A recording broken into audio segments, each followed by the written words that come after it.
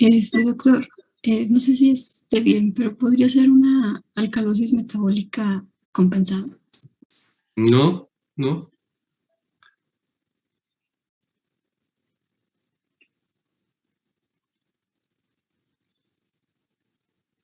Doctor, es que creo que en nuestros apuntes no venía algo parecido, porque el pH está alto, el oxígeno normal, el CO2 está alto y no, como que no encuentro nada parecido a eso.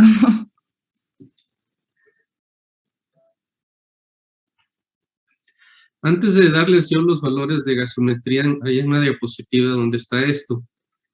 En realidad, es una gasometría mal elaborada, mal reportada. ¿Por qué? Porque la suma del oxígeno y del CO2 no debe ser más de 140. Con razón, doctor. Eso no nos dijo ayer. No, sí les dije en clase. Una de las diapositivas indica que, por ejemplo, otra situación que está en la misma diapositiva, en ausencia de alteración metabólica, un bicarbonato mayor de 5 puede ser un error, o sea, que está mal reportada debido puede ser un exceso de heparina. Esto está en la misma diapositiva donde está lo que les acabo de decir. Bueno, obviamente se les va a preguntar en el examen de gasometrías para que lo repasen nuevamente después. Vamos a continuar con la clase. Dolor torácico, nos quedamos en dolor tipo Angor. Van a acudir a consulta por un dolor de tórax, es una de las principales causas de acudir a consulta. Pero aquí tenemos que el dolor tipo Angor es un dolor de tipo precordial opresivo, con sensación de muerte inminente, acompañado de diaforesis, que se irradia cuello hacia brazo izquierdo. Y ya con eso pueden pensar que es tipo Angor. Pero cuando el infarto o lo que está implicado es la descendente posterior, aquí se va a manifestar un poco diferente. Es algo muy raro, va a acudir por dorsalgia, pero pues sí, y va a tener todos los demás elementos como es la diaforesis, la sensación de muerte inminente. Por eso deben de tener siempre en mente eso.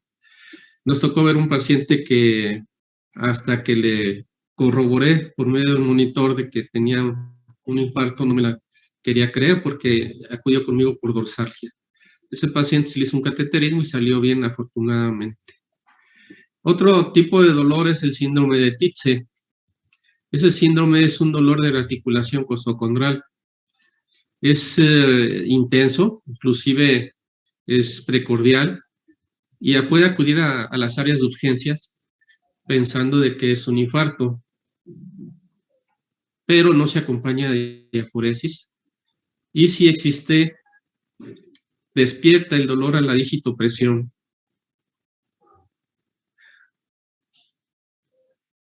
También esto se acompaña a veces de un problema faríngeo o por estrés pueden presentar ese tipo de dolor.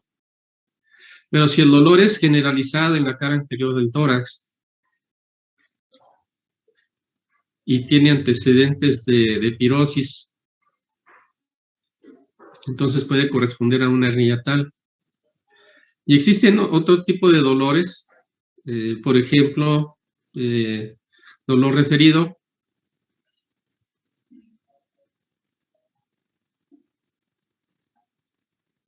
En la colecistitis crónica litiásica, lo curioso es que pueden acudir por dorsalgia los pacientes que traen una colecistitis. Cuando el dolor está en el espacio interescápulo vertebral derecho, ¿qué quiere decir entre la escápula y la columna derecha? Puede corresponder esto a un problema de piedras en la vesícula, colecistitis crónica litiásica. O también la dorsalgia con antes de pasar a lo que es el colon espástico, la colecistitis crónica litiásica, se va a despertar el dolor con los alimentos grasosos, lo que es la leche, el aguacate, ¿verdad? El colon espástico es la tensión abdominal debido a la inflamación del colon. Esto puede provocar disnea, ya que desplaza las vías, el diafragma hacia arriba, y puede provocar disnea y dorsalgia. Si existe el antecedente de embaramiento, de constipación, entonces hay que pensar en este tipo de dolor. Bien. La crepitación gaseosa es la sensación de pequeñas burbujas que se rompen, semejante a comprimir con las manos un costal que contenga arroz, ¿sí? Entonces, esto corresponde a enfisema subcutáneo, la presencia de aire a nivel subcutáneo, y hay que pensar que pueda corresponder a un paciente que tiene neumotórax con fuga de aire hacia los tejidos blandos. La fluctuación es cuando hay una colección líquida en el tejido celular, ustedes la palpan y se moviliza. Aumento de temperatura en proceso infeccioso. El temblor catario o tril se va a presentar en aneurismas aórticos o carotídeos y va a ocasionar una sensación, un temblor semejante al ronroneo de un gato en la región precordial, y esto puede ser por alteraciones cardiovasculares congénitos o vasculopatías. Ustedes ponen su mano en el pecho o en el cuello y van a sentir ese temblor como si tuvieran un gato en sus manos. Doctor, ¿Sí? ¿en dónde dijo que se presentaba la crepitación gaseosa? Es que no los tejidos blandos. Ah, ok. Gracias.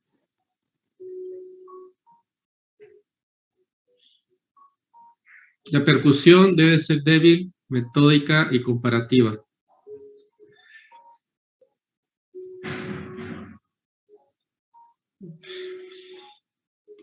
La percusión es el golpeo de un dedo contra otro de ustedes, puesto en la parte posterior del tórax, y va a despertar un ruido. Si es sordo ese ruido, como ese, puede corresponder a matidez o submatidez, y se relaciona a una condensación pulmonar y atelectasia, derrames o paquipleuritis. Y por lo contrario, ustedes pueden percutirse su tórax, en el ruido del tórax y el ruido de lo que es matidez. El que escuchan ahorita primero es el claro pulmonar, pero cuando hay hipersonoridad va a estar presente en lo que es neumotórax.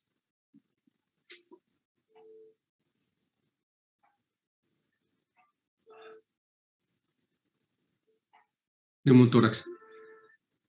Existe una línea que se llama de Morquand. Con esto ustedes pueden saber clínicamente si el paciente tiene una parálisis diafragmática. En la parte posterior del tórax se le pide al paciente que inspire, que mantenga la respiración y se percute todo el tórax.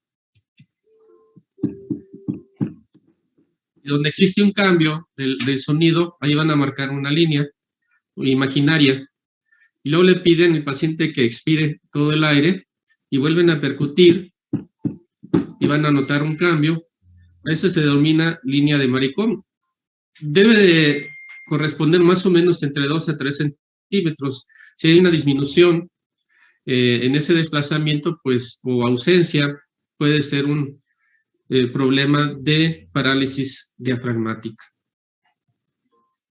Ruido respiratorio, ¿de qué está compuesto? Del murmullo vesicular y el ruido laringotraqueal. Si ustedes ponen un estetoscopio en el cuello y escuchan ese ruido de entrada y salida de aire, ese ruido se llama ruido laringotraqueal. Y el murmullo vesicular es el que se escucha en las basas pulmonares. Entonces, el ruido respiratorio está compuesto tanto del murmullo vesicular como el ruido laringotraqueal. En esta ocasión, El 5% al escuchar los pulmones corresponde al ruido laringotraqueal y el 95% al murmullo vesicular. De ahí que van a aflorar soplos. El soplo tubario es un soplo que se oye en la inspiración y en la expiración y es de tonalidad aguda. El soplo tubario es igual que el ruido laringotraqueal, pero en los pulmones. Si ustedes ponen el estetoscopio en los pulmones y escuchan el ruido que escuchan en el cuello, eso se denomina soplo tubario. Y el soplo tubario se relaciona a neumonías, a telectasias, a cánceres, a áreas de consolidación. Bien, soplo cavitario y soplo anfórico. El primero, que es el cavitario, se escucha en la expiración y es de tonalidad grave, semejante cuando intentamos hacer vaho. En la expiración se va a escuchar el ruido cuando hacen vaho. El segundo, que es el anfórico, es inspiratorio y expiratorio y se escucha como cuando se insufla un balón. Doctor, ¿Sí? ¿cómo sería un vaho? A ver, sus compañeros que hagan vaho. A ver, algunos de sus compañeros. Es como cuando te calientas las manos, ¿no? Cuando están frías. Así es. A ver si se escucha. Haga ese ruido. Bueno, es bajo de intensidad, por eso no se escucha. Entonces, caliéntense sus manos con el aire de su boca y ese es el ruido del vaho. Ok, muchas gracias. Ándele.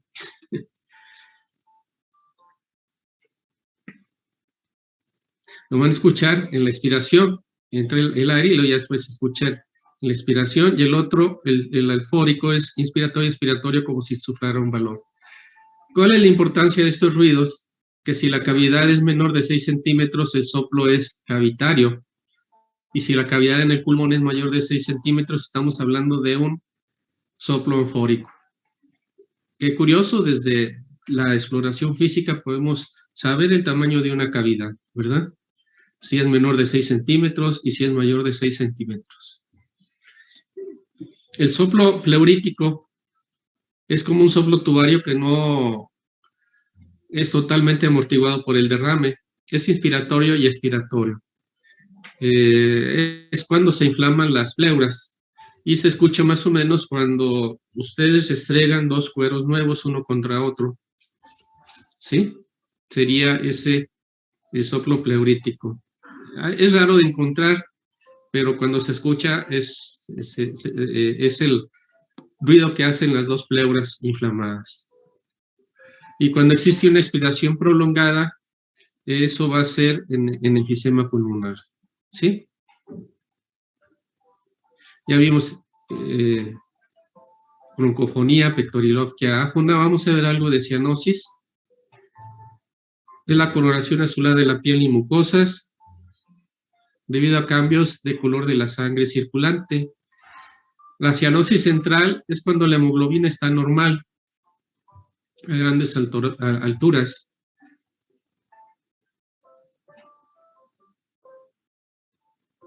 O cuando está la hemoglobina normal es, por ejemplo, en una metahemoglobinemia congénita. De la cianosis periférica va a ser una vasoconstricción debido a exposición al frío o por fatiga. Y la insuficiencia respiratoria crónica puede dar deformidad en los dedos, con predominio de la deformidad de las yemas, dando lo que son los dedos hipocráticos o dedos en palillo de tambor. Bien. Hipocratismo digital o dedos de palillo de tambor, generalmente lo más frecuente en vías respiratorias son bronquiectasias, que es la dilatación anormal de los bronquios. O síndromes de supuración pulmonar, empiema, origen racial o familiar. Doctor, ¿Sí? yo siempre he tenido la duda del por qué existe la acropaquia en este tipo de, pues, de enfermedades. Bueno, dependiendo de las enfermedades, por ejemplo, de origen racial o familiar, pues esto ya es hereditario. Por ejemplo, el extraterrestre, el E.T., pues tiene su dedo en palillo de tambor y ese es familiar, ¿verdad? Pero sí van a encontrar familias así. La otra explicación es de que como existe una disminución del oxígeno, las zonas periféricas son las más afectadas, entonces al no llegar adecuadamente la oxigenación, los dedos tienden a incrementar la circulación para tratar de compensar esa hipoxemia. Y eso trae deformidad y las uñas se ponen como en forma de carátula de reloj y más anchas para poder obtener un poquito más el oxígeno. Esa sería la explicación. Ok, doctor, gracias. ¿Ah? Por último, si quieren anotar, eso no tenemos una diapositiva, los síndromes pleuropulmonares, con lo que acabamos de mencionar, podemos hacer síndromes pleuropulmonares. Bien, el primero, síndrome de condensación. En el síndrome de condensación, el pulmón afectado va a haber una amplexión y amplexación disminuida. Ya vimos lo que es amplexión y amplexación. Amplexión y amplexación disminuida. Soplo tubario. Matidez. Eso sería el síndrome de condensación puro. Y el síndrome de condensación mixto es cuando ya existen estertores crepitantes. Esto lo van a encontrar en neumonía, atelectasia, tumores.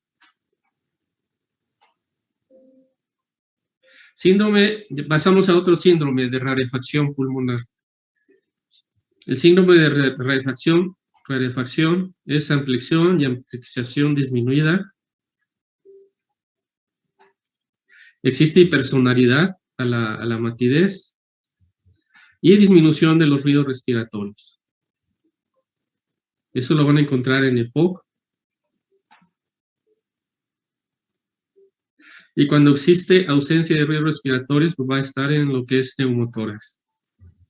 Síndrome de rarefacción pulmonar. Entonces ya llevamos síndrome de condensación, síndrome de rarefacción pulmonar. Doctor, ¿Sí? ¿cómo dijo que era el síndrome de condensación? O sea, dijo síndrome de condensación puro y el síndrome de condensación, otra cosa. Mixto. Mixto. Gracias. Es cuando aparecen estertores crepitantes. Doctor, ¿y el último cómo era? El síndrome de rarefacción, amplexión y amplexación disminuida, ruidos respiratorios disminuidos o ausentes, hipersonoridad. Estos síndromes están desde el inventor del estetoscopio. ¿Quién fue el inventor del estetoscopio?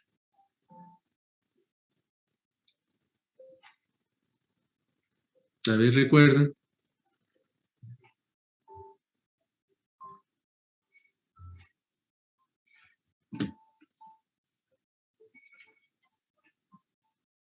Bueno, se los vamos a dejar de tarea. A ver, ¿No ¿quién es era? René Lemarque o algo así? Por ahí andas, por ahí andas. Bueno, no sé cómo. Se llama René, ¿no?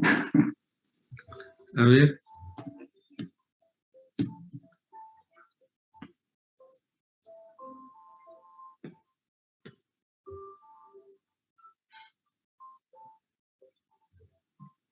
No sé si se pronuncia Lenec, el apellido. Lenec. Desde ese entonces están las síndromes pleuropulmonares. Se llama Teófilo Jacinto Renato Lenec. Casi le andaban y precisamente inventó el estetoscopio para retirarse los pacientes de tuberculosis y falleció de tuberculosis. Bueno. Tenemos el otro síndrome de derrame pleural. Bien. Amplexión y amplexación disminuida del lado afectado. En la parte superior del derrame, ¿qué va a haber? Eufonía, pectoriloquia áfora y broncofonía. ¿Lo pueden Si ustedes- repetir, por favor? Es lo que ya habíamos visto, egofonía, broncofonía y pectoriloquia áfona, en la parte superior del derrame. Si ustedes percuten entre el pulmón y el líquido, va a haber un cambio de intensidad de claro pulmonar a matidez y se va a formar una curva, se le denomina curva parabólica de Damasó.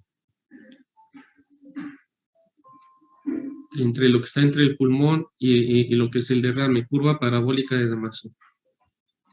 Y en la base donde está el derrame, va a haber matidez, ausencia de ruidos respiratorios,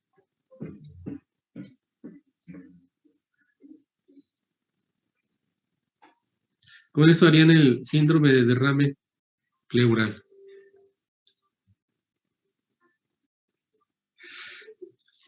Y el síndrome cavitario, la única diferenciación es como el de condensación, pero habría gargoteo, ¿sí? Que es el ruido que produce las secreciones en la cavidad.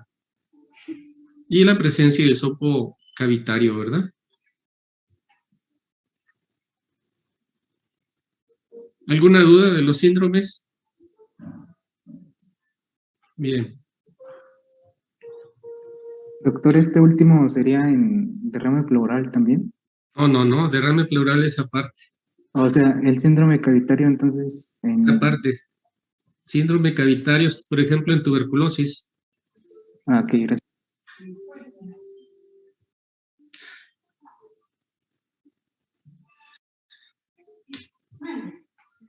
Bien, Doctor, por último. ay, ¿Sí? perdón.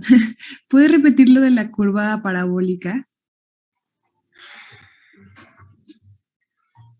Cuando ustedes hacen una percusión en la parte posterior del tórax, van a distinguir entre lo que es el pulmón que están percutiendo, que está desplazado por el líquido, y lo que es el líquido que está en la base. Entonces se forma una curva que va desde cerca del hombro hasta la base y hace una forma de S, se le llama, es como una parábola y se le denomina curva parabólica de Damasó. E inclusive, que fue lo que me pregunta, esa sobrepasa hacia el otro hemitórax contralateral y el triángulo entre la columna y el líquido se denomina área de Grob, ¿sí? Cuando ya pasa al otro hemitórax, área de Grob. Gracias, doctor. De nada.